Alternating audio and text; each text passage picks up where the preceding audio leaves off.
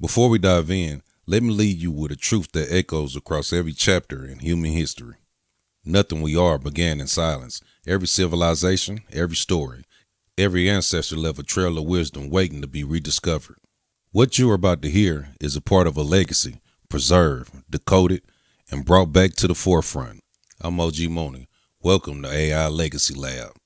For thousands of years, the kingdoms along the Nile rose, transformed, and vanished into dust. But one civilization refused to disappear. Kush, the Black Kingdom born in the shadow of the Nile, grew stronger with every challenge, every invasion, every attempt to erase it. Today, we step into the golden dynasties of Kush, an era where the Nubian kings reached heights few civilizations on Earth could match. Long before Europe dreamed of castles or Asia built empires of stone, the Kushites were creating a dynasty defined by power, spirituality, and an unbreakable cultural identity. Kerma laid the foundation, but Kush built the throne. After Egypt conquered Nubia, the Kushites bided their time.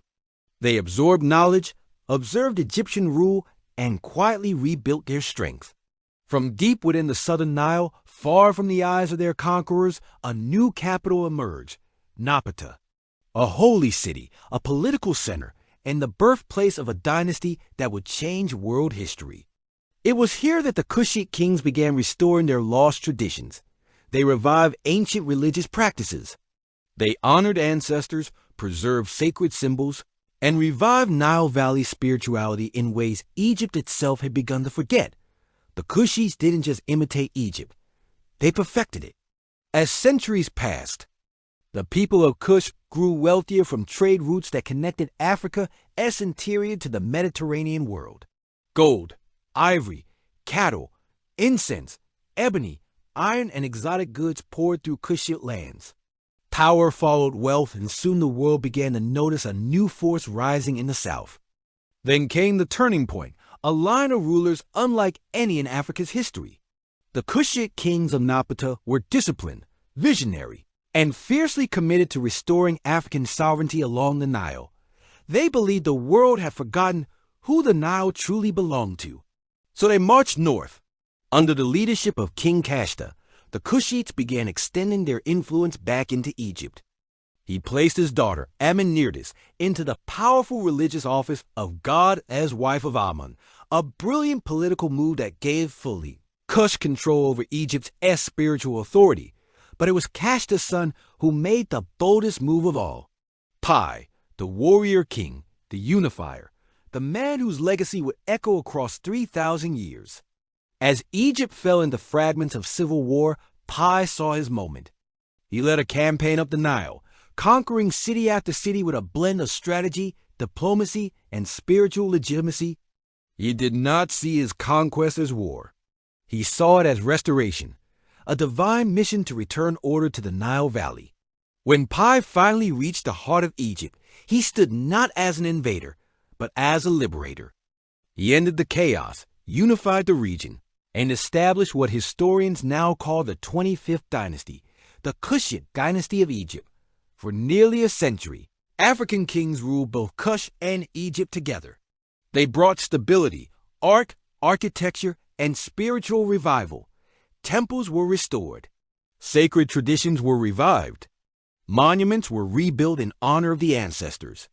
These were the Black Pharaohs, Piye, Shabataka, and Taharqa, rulers whose influence stretched from Sudan all the way to the Mediterranean Sea.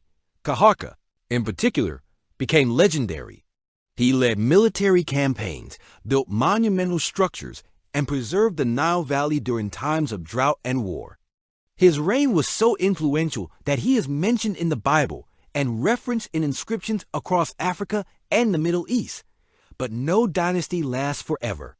When the powerful Assyrians rose in the Near East, the Kushite dynasty was eventually forced back into Nubia. However, they did not fall. They adapted. They returned to their homeland and rebuilt their strength once again, this time in the city of Meru. Here, the Kushite culture entered another golden age, marked by incredible achievements in ironworking, mathematics, architecture, and even a unique written script that remains partially undeciphered to this day. Even after losing Egypt, the Kushites remained one of the most powerful civilizations in Africa for centuries to come.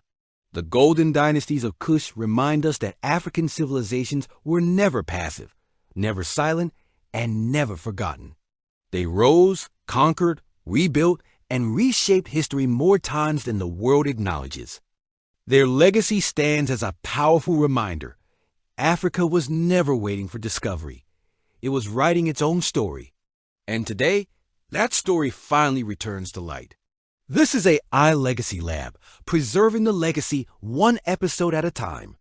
Thanks for watching, and don't forget to subscribe for more hidden chapters of our shared human history. Another chapter reclaimed, another piece of history placed back where it belongs. If you have found any meaning in this, let it sit with you. Let it sharpen your vision, not just for the past, but for who we are becoming. I'm OG Mooney, and this is AI Legacy Lab. Honoring truth, protecting legacy, one story at a time. Until next time, stay curious.